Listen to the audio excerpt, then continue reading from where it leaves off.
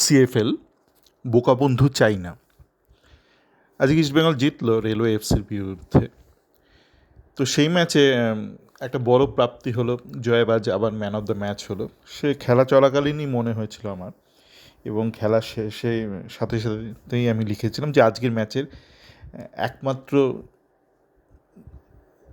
প্রাপ্তি বা উল্লেখযোগ্য প্রাপ্তি হলো জয়বাজ। কেন, সে টানা 3টে ম্যাচ ভালো খেলো। তো তার কিছুক্ষণ বাদে দেখলাম ঘোষণা হলো যে জয়বাজ ম্যান অফ দ্য ম্যাচ হয়েছে। দেখে ভালো লাগলো। অনেক সময় আমাদের দেশে হয় না, মানে কেউ ম্যান অফ দ্য ম্যাচ হয় আক্ষরিক অর্থে, কিন্তু পায় অন্য একজন। তো এই ক্ষেত্রে কিন্তু মানে যোগ্য ব্যক্তি ম্যান অফ দ্য ম্যাচ হয়েছে। তো জয়বাজকে নিয়ে পরে আলোচনা করব। যথেষ্ট ভালো লাগছে ওর খেলা। মানে ভালো লাগছে, মানে আমি যখন বলছি ভালো, মানে হচ্ছে পরবর্তী ধাপে যাওয়ার জন্য ভালো, সেই ভেবেই আমি আলোচনা করি বা সিএফএল দেখি। ইনফ্যাক্ট আজ যখন সিএফএলের খেলাটা দেখছিলাম, আমার এক পরিচিত এক ইস্টবেঙ্গল ফ্যান, বহুদিনের পরিচয়, সে বলছে, দাদা তুমি ঠিকই বলেছিলে, বিজয় মাহমুদা যাচ্ছে তাই খেলছে, জেসিন যাচ্ছে তাই খেলছে। হ্যাঁ, তার কারণে আমি যেটা করি সেটা হচ্ছে, আপনারা যারা ছোটোবেলা অঙ্ক করেছেন, আপনারা অনেকে হয়তো বড় হয়ে গেছেন। তো অঙ্ক, আপনি যখন একটা কারুর একটা অঙ্ক দেখবেন, তখন আপনি দুভাবে দেখতে পারেন। এক হচ্ছে ফাইনাল উত্তরটা দেখলেন, আর এক হচ্ছে আপনি প্রসেসটা দেখলেন, সে কীভাবে অঙ্কটা অ্যাপ্রোচ করছে। তো আমি যখন কলকাতা ফুটবল লিগের খেলাগুলো দেখি, যে কোনো প্লেয়ারকে দেখি, সে জয়বাজ হোক বা জেসিন, আমি তার প্রতিটা মুহূর্ত লক্ষ্য করি। যে যখন সে একটা মুভমেন্টের সাথে জড়িয়ে গেল, তার দৌড়, তার পজিশনিং, সে বলটা নিয়ে কী করলো, শেষটা দেখি না। আপনার যদি ধাপগুলো ঠিকঠাক হয় জীবনের অঙ্কের, শেষ ধাপে আপনি অঙ্কটা মিলিয়ে দেবেন। কিন্তু আপনি যদি কোনোভাবে অঙ্কটা মিলিয়ে দিয়ে থাকেন একবার, আপনি দ্বিতীয়বার পারলেও তৃতীয়বার পারবেন না, চতুর্থবার পারবেন না। সেই জন্য আমি এন্ড প্রোডাক্টটা দেখি না, আমি ইন্ডিভিজুয়াল স্টেপসগুলো দেখি। স্টেপ 1, স্টেপ 2, স্টেপ 3, প্রতিটা ক্ষেত্রে দেখি।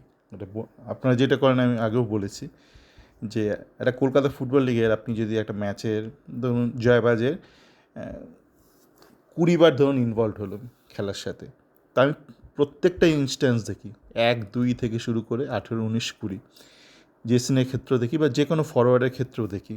এমন নয় যে সে 2টো গোল করলো আর 18 বার সে যাচ্ছে তাই করলো। দেখুন, মিস হতেই পারে। আপনি যখন একটা মিস করছেন, মিসটা তো একটা লাস্ট মোমেন্ট। একটা সিরিজ অফ অ্যাক্টসের লাস্ট মোমেন্ট হচ্ছে আপনি সেটা এক্সিকিউট করতে পারলেন কি পারলেন না, মানে গোল হলো কি হলো না, মিসটা লাস্ট। তার আগে স্টেপস, ধরুন 10টা স্টেপস, ফাইনাল স্টেপ হচ্ছে আপনি গোল করলেন কি করলেন না। তো আপনার মিসটা খুব একটা বড় ব্যাপার হবে না যদি তার আগের স্টেপগুলো আপনি ঠিকঠাক করেন। কিন্তু আমি যদি দেখি আপনার আগের স্টেপগুলো গণ্ডগোল, আপনি স্টেপ 1 ভুল করলেন বা স্টেপ 2 ভুল করলেন, তখন কিন্তু আমি মিসগুলোকে ধরবো। তো অনেক সময় বলে না, দেখেন কোচরা, ভারতীয় কোচরাই বলে, খেলায় মিস হতেই পারে। হ্যাঁ, মিস হতেই পারে, কিন্তু মিসের আগের মুহূর্তগুলো আপনি কী করছেন সেটা খুব গুরুত্বপূর্ণ। মানে মেসিও মিস করে, আবার আমাদের কোনো মনোতোষও মিস করে, আপনার নেইমারও মিস করে, জেসিনও মিস করে। তো দেখতে হবে আমাকে যে ফাইনাল মোমেন্টটা বা ফাইনাল মিসটা নয়, তার আগের মোমেন্টগুলো সে কীভাবে আচরণ করছে, তার ডিসিশন মেকিং কী। তো আজকের ম্যাচের জয়বাজ তো হলোই। দুজনকে দেখে মনে হলো প্রথম দিনের তুলনায় অনেকটা বেশি সচল, কিন্তু এই মুহূর্তে এখনও বেশি আলোচনা করব না। এক হচ্ছে আকাশ হেমব্রম, আর এক হচ্ছে উত্তম হাসদা। তো দুজনেই দেখলাম মাথাটা উঁচু করে দৌড়োয়, মানে বলের দিকে চোখ রেখে দৌড়োয় না। সেটা ওদের বন্ধু, একই একাডেমি, পান্ডুয়ার, শ্যামল বেশরাও করতো। তো হয়তো ওখানকার যে কোচ সেই ব্যাপারে হয়তো নজর দিয়েছে। তো আমি একটু ভালো করে দেখিনি, না দেখে এইভাবে কারোর সম্পর্কে প্রশংসা করা ঠিক নয়। আমার গানের শিক্ষক বলতেন যে প্রশংসা একটা বিষের মতন, কারোর যদি ক্ষতি করতে চাও চোখ কান বুঝে তার প্রশংসা করো, সে মায়ের ভোগে চলে যাবে। যাকে যেটা বলার ছিল সেটা হচ্ছে যে এই ভারতীয় ফুটবলে প্রচুর শত্রু আছে, প্রচুর খারাপ লোক আছে, কিন্তু মুশকিলটা হলো যারা ভালো মানুষ আছে, যারা ভারতের ফুটবলের হিতৈষী, তারাও বেশিরভাগ এতটাই মূর্খ যে ব্যাপারটা ওরকম হয়ে যায় যে আপনার জীবনে কথা আছে না যে মূর্খ বন্ধুর থেকে শত্রু ভালো। মানে আপনার জীবনে ধরুন কোনো শত্রু নেই, কিন্তু এত মূর্খ বন্ধু ছেয়ে গেছে আপনার আশপাশে, যখন তখন আপনার জীবনে বিপদ নেমে আসবে। তো ওরকমই একজনকে দেখছিলাম, একজন সাংবাদিক, তিনি সারাক্ষণ বাংলার ফুটবল নিয়ে লেখালেখি করেন, আইএফের সাংবাদিক, ওনার নাম বোধহয় স্নেহাশিস।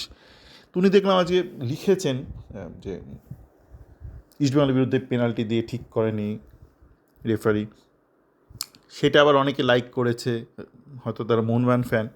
কেউ কেউ চ্যালেঞ্জ করেছে, যারা চ্যালেঞ্জ করেছে উনি আবার তাকে বলছেন না আমি দেখিনি, কোনো অ্যাঙ্গেল থেকে দেখিনি। তিনি আবার কমেন্টেটারকে দোষ দিচ্ছেন, কমেন্টেটার নাকি ইস্টবেঙ্গল পন্থী। কমেন্টেটার যে ব্যক্তি, সে আবার বাংলা উচ্চারণ করতে হয় না, সে আচ্চিসমান করে চলেছে। আর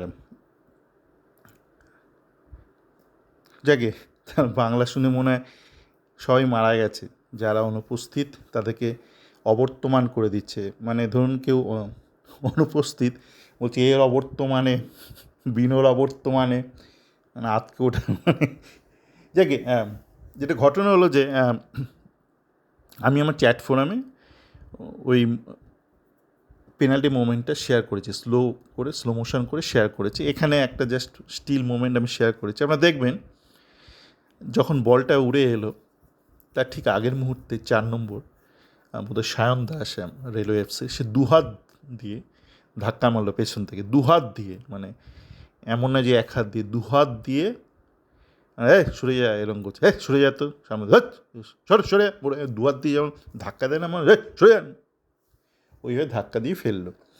তো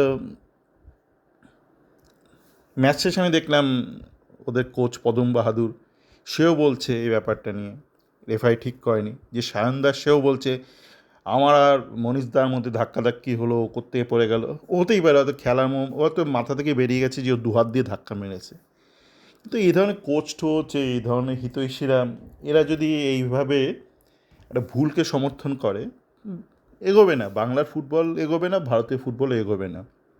তো যাকে এইটুকুই বলার ছিল যে ভারতীয় ফুটবলের আপনি শত্রু না হন, মানে মূর্খ বন্ধু হবেন না। মূর্খ বন্ধু হওয়া মানে আপনি ভারতীয় ফুটবলের শত্রুর থেকেও বেশি শত্রুতা বা ক্ষতি করছেন ভারতীয় ফুটবলের। মূর্খ বন্ধু হবেন না, চেষ্টা করুন সঠিকভাবে দেখতে খেলাটাকে। ক্যালকাটা ফুটবল লিগে যখন খেলাটা দেখবেন, এইটা ভেবে দেখবেন যে প্রত্যেকটা মোমেন্ট সে কী করছে। আপনি বলে দেন না গোল মিস করেছে, মেসিও মিস করে, নেইমারও মিস করে, ঠিক আছে, তাদের ফাইনাল অ্যাক্টটা মিস করছে, কিন্তু তার আগে বল তার নিজের সেলফ পজিশনিং, বল ধরা ছাড়া, দেয়া নেয়া এই মোমেন্টগুলো কিন্তু ঠিক রাখে। গোল মিসটাই বড় কথা নয়, তার আগের মোমেন্টগুলো সে কীভাবে আচরণ করলো সেটা খুব গুরুত্বপূর্ণ। যেই বিষয়গুলো আপনি যদি মাথায় রাখেন, সেই মাথায় রেখে আপনি যদি খেলাগুলো দেখেন, দেখবেন আপনি যাদের ওপর বাজি ধরছেন তারা জীবনে এগিয়ে যাচ্ছে। সবাই ভালো থাকবেন।